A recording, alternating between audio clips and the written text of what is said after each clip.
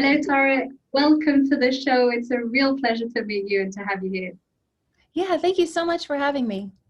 Sleep is such a fascinating topic. I'm sure you've read Why We Sleep by Matthew Walker's. There's so many different areas we could go into with this. The first place I'd like to begin is something we were talking about a bit offline, or off air, which is what rules can we break and what rules can't we break when it comes to sleep?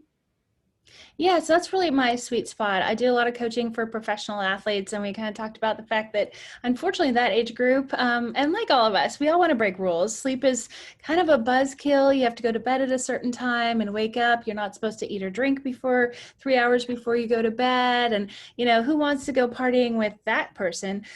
So when you think about sleep, one of the things we really need to do is think about it in terms of your sleep ritual, just like when you're putting little kids to bed. If you go back to when you were a little person, or if you put your kids to bed and you think about, well, you read them a bedtime story, you have a bath, you do all of those things.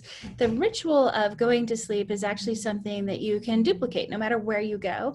And if your body gets used to that, and there's different triggers. I kind of talk about the pillars of sleep. It's your environment of light and sound and temperature, but then it's also managing stress and mindfulness. And when you put those together, you kind of figure out what is your recipe. Now, some people, a lot of the athletes use a particular song to get them pumped up. You'll see a lot of them as they warm up with their headphones on, or they're managing that. And it's the same for sleep. So if there's a soundtrack, lullabies we think are for babies, but it turns out a soundtrack that sort of gets you in the mode for sleep can actually be really helpful. It sounds like a low level trick, but it actually works to sort of trick your brain into thinking, oh, I'm supposed to do this now. And tying all of those things actually helps sleep. Temperature and light are different sensitivities for different people. So understanding, again, there is something called a sleep switch. You can turn sleep on and you can turn sleep off. And so understanding what a change of light or a change of temperature and how much of a change is required for you. Some people it's putting on a pair of socks. Some people it's all the way to an ice bath. So, and there's lots of room in between, obviously. So it's about figuring out what's going to flip that. But once you have your list of your ritual or sort of things that you do before bed, then it really helps you kind of get in that mode. And it really helps break through the I just can't fall asleep problem. I love this. It's combining all these different little tools, putting them together in terms of the temperature or the sound or the lighting to ensure that we fall asleep easily. I'm wondering, do you also help people in terms of waking up?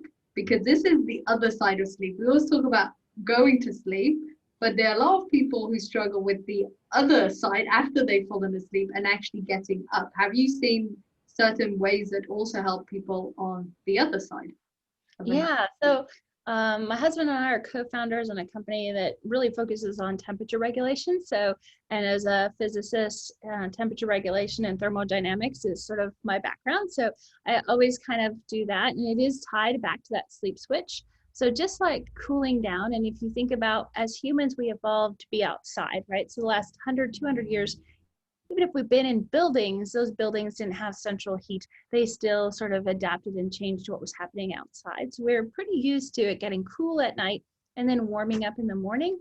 And if you think about it, that's really what your body's looking for, is those cues to turn on sleep and off sleep. So if you want to turn off sleep, you actually just have to heat yourself up pretty warm. So if you get warmed up, some people will do that with exercise. They'll warm up their bodies and kind of get a burst of cortisol to do that. But if you're having a hard time getting out of bed, warming up, or if you have a digital thermostat you can set, or our product also sort of, you can set a schedule. But if you warm yourself out of bed, your brain will automatically sort of be more awake. And that's one of the easy cues. Other thing to think about is a lot of people, you're basically fasting while you're sleeping. And so if you have a tendency to be a little more susceptible to those highs and lows of sugar and low blood sugar levels, if you have a low glycemic, like you have some nuts or something before you go to bed, you'll actually wake up better in the morning because your body will be able to get through that fast time period better. And so that's a lot of the drag. And then there's obviously hydration gets into it too, just on a very simple level. If you're highly dehydrated, again, because you've basically fasted from drinking for that period of time, you're going to wake up feeling kind of crappy, little mini hangover, basically. You've dehydrated yourself. So make sure you're good on magnesium, and thinking all water is not created equal. So I drink a glass of water, maybe okay, but if you're really low on some of those electrolytes, kind of think about electrolytes, not just water as hydration. Amazing. I've never thought of the electrolytes side of things. And I love, yeah, exercising in the morning. I definitely see the difference. Even when I don't fancy or I don't have as much time, I try and do just 5 minutes a bit because I feel sort of, yeah, not awake if I don't. It's interesting what you're talking about in terms of temperature, because I actually like to wake up afterwards with a cold shower, and that's actually cold. And you're saying we need heat to wake up, and I feel that the cold shower wakes me up. So I'm wondering how that sort of balances out in terms of temperature Yeah, in so the cold body. is absolutely phenomenal. And what you've basically done, if you've done an interval training for your body for temperature when you've done that. So you've warmed up first and then you do cold. And so in an interval training kind of thing, if you've ever done any sort of workout with interval training, you can kind of push your body more, and your body loves cold heat cycling. When you think about an injury and you put hot and cold on it versus just icing it or just heating it, it's way, way more effective to cold cycle and to move through both of those if you can. Although a lot of people, again, you're trying to manage what people were willing or not willing to do. Some people don't like the idea of the cold shower, but definitely thinking about what you can do to cold cycle. Being uncomfortable is really part of what our body needs to send those cues. And so when we think about comfort and kind of put ourselves in the place of comfort all the time, we're kind of doing ourselves a disservice. So anytime we can interval, we even think about sleep as one of those just bigger intervals, we're on and then we're off. That on and off is really vital to our bodies. So we gotta manage our intervals throughout our lives. That is so beautifully put, and it's so aligned with what I talk all about in terms of taking breaks and then being in flow, working, taking breaks. I love seeing this in terms of intervals. I will think of that more. Let's go back to the falling asleep part, because I was curious about the getting up, because it took me years to put together my exercise and then cold shower that works really well. Now I understand even better why. And falling asleep, I feel one of the biggest struggles for most people is an overly active brain. Too many thoughts. This is what I come across most. Would you confirm that this is the biggest struggle for people to fall Yeah, asleep? it's people generally with insomnia fall into sort of buckets of, I have a hard time falling asleep. I either wake up in the middle of the night or I wake up too early. And that first sort of what happens at bedtime is it's sort of messy. That's why I like buckets, because it's not really a clean, neat, tidy thing that we're messing with. And so that is definitely one of the hardest ones. There's a couple different ways to fix that, or at least look at fixing it. One is stress is a monster, but it can be a good monster. So when you just worked out in the morning, you're actually getting cortisol, and that's a good monster, right? It's waking you up, it's making you more alert, cognitive best, all those big pieces. So it's friendly, it's a cute monster, like a puppet, like a kid's monster. But if it gets out of control, so then you have a bad conversation, or you get cut off in your car, or all those little things that add stress to that conversation, the monster gets uglier and uglier. And if we don't do timeouts, we don't take those intervals to control the stress throughout the day, take a break, be mindful, do breathing, even just a minute of breath work can really reduce that monster back down to normal levels in your bloodstream. And so if we get to bedtime and that monster is really big and overwhelming, then it is making our mind spin and we're not able to shut down. So stress is our first lift, and you got to manage it throughout the day. But the second half of that is really thinking about those pillars of sound, light, and temperature, and what you can do to do that. And so when we actually have another product, we're using it in Olympic athletes right now. And so the old, grandma saying, well, keep a cool head, turns out she was right. Keeping a cool head is a thing. And so cooling your prefrontal cortex, which is just your forehead for most of us that want to think about it right there, putting a cloth on your forehead that's cool will also help. So if you're really struggling, you just can't do that, we really recommend thinking about something. There's yoga nidra, there's mindfulness, again, all sorts of different ways of just taking a few moments to be mindful.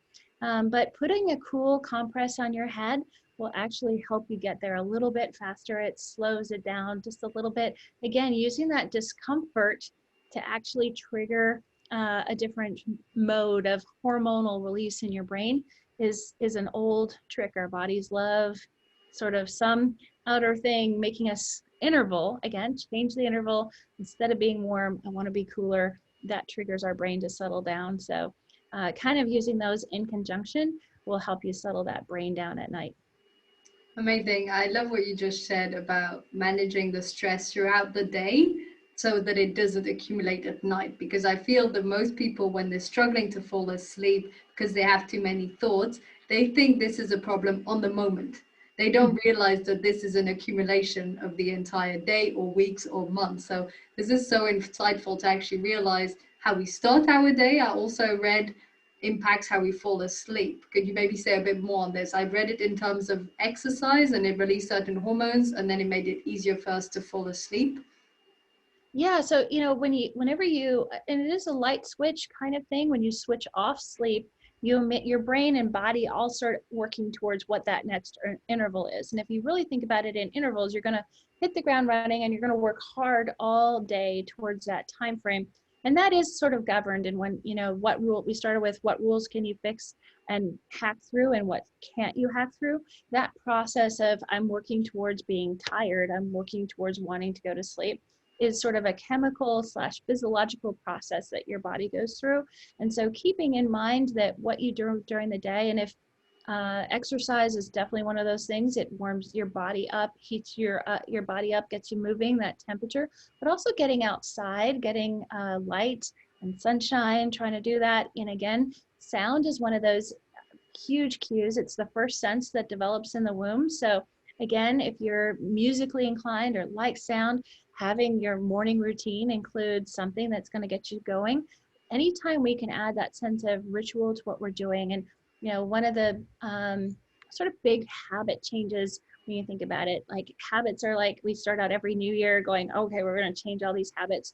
And we think big, right? Because we don't want to think, well, I just want to change a little thing. But habits actually work really well if you anchor it to something you're already doing and it's small. It's not a big thing and you can add it in a very small way. So back to that breath work or back to the things that are going to make you feel good. If it's going outside and getting a little light, do it like as part of your morning routine. Anchor it to something you're doing. So if you go out to the car, it's getting your car to go to work or you're going to go commute, how much time can you spend outside instead? So do you walk an extra lap around the block first and then go to work, or can you make something happen where you're adding just a little bit more? It doesn't have to be a big lift, but if you're thinking about, I'm going to start working on my interval, and I have an interval, back to interval training, it's all based on you time it. If you've ever done that, you're going to time and you're going to go from here to here. Think about how much time you have working towards sleep and what are all the things you want to pack in and do and manage that so that it's the best interval it can be. So sleep can be also the best interval that it could be on the other side. Amazing. And how do you feel that sleep then relates to high performance? Because we're doing it almost the other way around. We're looking at what we do during the day, the intervals we have, the exercise, the fresh air, and that contributes to a great night's sleep. That's amazing. Now tell us a bit more why basically having such a good night's sleep and high quality night's sleep is so important for our performance the next day. Yeah, so again, back to, when I work with athletes, there's been some great studies that have come out. From a physical perspective, injuries are reduced significantly. And when we think about it, all of us have had that klutzy day after we haven't slept well. That magnified obviously becomes way more important if you're a professional athlete, if that's your business of performing physically and cognitively. You have to be at your best. And so that is absolutely tied to sleep deprivation. But they've also had studies tied to like financial day traders and getting sleep and that cognitive performance. But when you think about it over long term, because sleep is an investment, it's like creating a savings account when you're 20. And then by the time you're 60, you're going to realize those benefits. You are investing every day in your future health. And so now every disease of the elderly, your Alzheimer's, your cognitive loss, even the physical autoimmune, chronic disease, chronic pain are all being tied to this lack of sleep, specifically lack of deep sleep. And so if you didn't invest early on, it's not to say you can't get sleep and heal better, but the sooner you really think about that interval and the importance of it, and the sooner you kind of consistently try to create time for sleep, even if it's just the respect of sleep, right? We kind of treat it like, oh, I'll do it whenever, it's not that important. That rest interval is just as important as the performance interval, and it allows us to perform even better. And so investing in that is You feel it the next day when you sleep well, but you also will feel it in 60 years when you sleep well. Wonderful. So it accumulates over time. And what are some practices that people can do to actually have better quality sleep, deeper sleep? Yeah, so again, back to all of those temperature cues, talk to your unconscious brain. So temperature, light, sound, all talk to that unconscious part, just like your heart beating and your, all the functions you don't have to think about. All of those are triggered by some of those outside cues. So it's really important to keep those in mind as far as like, that's just an easy hack to make sure you're sleeping cooler. Certainly in the first half of the night, that really helps deep sleep.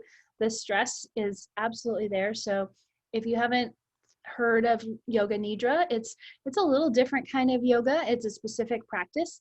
What I like about it is you basically lay like a pencil and you work through, you can Google it, there's like YouTube videos and all sorts of things out there, plenty of opportunities, but it's literally you're tensing and relaxing your muscles as you work through your body, and you're just thinking about being in the moment. So that actually, for doing that for 20-30 minutes, can get you a lot of the rest and recovery that you would from deep sleep even. So it's really important to think about that relaxing part of sleep. And so giving it time, respecting it, and making sure that you've put all those right rituals in place and work yourself to, this is my recipe. You even mentioned it, like, well, I worked through years to get my right recipe. That right recipe is really worth its weight in gold, because that's where, okay, I traveled, I did this, it didn't work, but go back to the recipe and have like, okay, this is what really works. When you get stuck, you have somewhere to go to. And the work you need to do to kind of test and figure out for yourself what's right really is worth it, because then you always have that tool in your toolbox to go back to. And the yoga nidra, do you recommend it before falling asleep to increase the quality, or as a break during the day also, or? Any and all of the above. It's an alternative. Everyone, I feel like mindfulness and meditation is something that's become really popular, and some people are like, oh yeah, that works, and immediately they figured out the right thing. For a lot of people, it's kind of confusing, and how do I do that? There's some apps that walk you through. Yoga nidra seems to be one where, if you're not sure, especially if you're a physically moving person, like if you physically move to learn, physically move to do something, it allows you to kind of be very still, especially in the middle of the night is another good one to go back to. Instead of getting up, you're basically, kind of focused on settling yourself back down.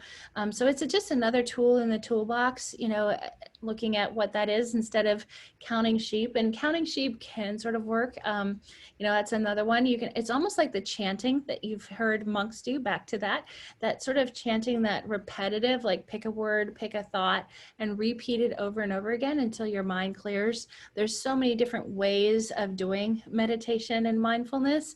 It's almost overwhelming. So find something that seems to speak to you enough, like a yoga nidra, and then you'll probably expand and want more. But that one seems to be a good, like, oh yeah, okay, I actually felt different after I did it. For even people that just listening to an app or listening for a minute of someone talking to you doesn't feel that relaxing. You haven't settled yourself down. That physical part of it, I feel like, helps some people bridge that gap. Absolutely, and the whole meditation before going to sleep, and actually even upon waking up, I also find it's a really nice way to start the day before my exercise and my cold shower, because it centers yourself and helps you with that clarity. I thought that you studied Chinese medicine and Ayurveda, also neuroscience and psychology, so that all ties in very nicely. I think that's a really nice way to sort of, yes, be able to relax before actually falling asleep. I'm curious, why do you feel that people don't prioritize their sleep as much as they should? Because we talk about it a lot, we read about it a lot, and yet a lot of people still are reluctant to dedicating that time to sleep. Yeah, so actually, I encounter this a lot with coaching, and there's an approach to insomnia that is actually used psychologically all over the place, but it's CBTI, it's cognitive behavioral therapy, and so much of what goes into sleep is our own self-sabotage, like anything else, right? What's going to hurt us very rarely is some outside force. It's our own thoughts and actions and behaviors getting in the way and stopping us. And so someone that is chronically got insomnia are probably, they haven't figured out of where to go back to for their ritual. They often feel like they're not successful, a lot of them are high achieving individuals where they're really good at it. And a lot of them have even done the sleep tracking and then they got a bad score. And they're like, okay, but I'm an A person. I want to get 100% on everything, and I'm getting 60s, and I'm terrible at this. Like, I'm not going to give time to something I'm terrible at. None of us do. Like, if you're really chronically terrible at something, you are not going to invest time in it. So that's where we have to make that mind flip of like, I can be good at this. I was good at it as a baby. I figured this out. At some point, sleep wasn't as hard as it is today. Rewind, figure out where that is, find the value. It's amazing. Just a small win in sleep will change that altogether. Like example after example of like, okay, I woke up in the middle of the night and I was hot and sweaty, and did that for decades.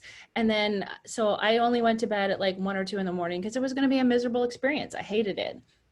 But as soon as they didn't get up hot in the middle of the night and they were able to sleep, then suddenly like, well, I go to bed at 9 now. I read before I go to bed because sleep is amazing. If you've had an amazing night's sleep, that is amazing. It just is. It just feels great. There's really no other duplicate for it. So when it can feel amazing consistently, then you generally treat it better too. But that's, just human nature of, if I don't like it, I'm terrible at it, we don't do it. We don't want to do it. I never saw of it from that perspective, that the high achievers want to also be great at the sleep, and if they're not, then they're even more reluctant to do it because it doesn't actually suit them. I want to ask a quick question about something I heard, which is that if we wake up during the night or if we're struggling to fall asleep, well, it's better to leave the bed and the bedroom and do something else, read a book in another room, and then come back because we want the bedroom to be associated to the place where we sleep. Is this true? Yeah, so again, back to what we think, our behaviors and thoughts and actions really govern a lot of that. Don't turn your bed into a place of torture. Don't have it be the place where you're not successful. Don't have it be other things. Again, the confusion of what that space is, it goes back to that ritual mentality. If you precondition your body that this space is going to be used for sleeping, it'll treat it for sleeping. And if you don't use it for that, then you should get out. That's where the yoga nidra, even for just 10 minutes, is a good bridge. So you haven't totally given up on sleep. You're going to focus on meditation and mindfulness and say, I'm going to do that. But if you're truly wide awake because you've got, I don't know, some project due at work the next day and you can't get it out of your head, at least writing down the outline or trying to dump that out of your head is probably worth it. Get it out of your head. Keep the bed not for sort of spinning on things, but keep it for actual sleep is really a big part of that success, huge success of just keeping the bed for sleeping. It doesn't sound complicated, but keeping it for sleeping is really valuable. Amazing. I feel we've touched on already so many topics. We're slowly approaching the end of today's podcast. What would be one key piece of information that we haven't covered yet in terms of sleep that my audience could benefit from implementing to improve their quality of their sleep or to improve their sleep ritual?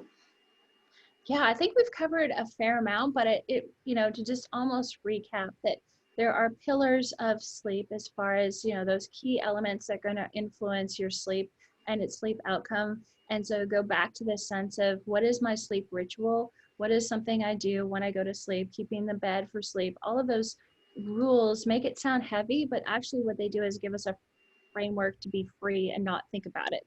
And so when you've created a ritual, you're actually then free to not think about it. And it's just something you do, kind of like brushing your teeth. Once you've been trained as a little person, you brush your teeth before you go to bed. It shouldn't feel like, oh my gosh, it's a terrible thing. I don't want to do that.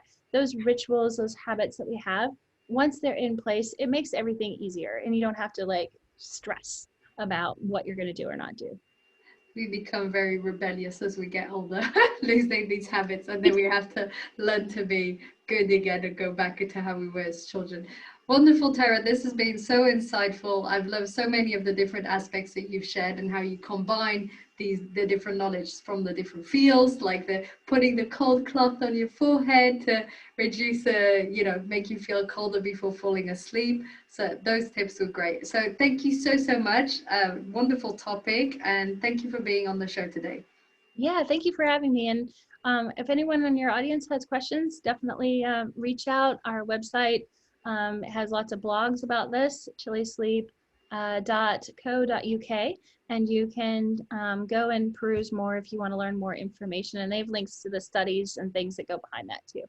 Fantastic. I'll put all of this in the show notes. And yes, please do get in touch if you have any questions on sleep to Tara. She's a world-renowned expert on sleep and has worked with presidents and athletes, etc. So you will have your answers. Okay, thanks once more, Tara. It's been fantastic. Thank you. Thank you.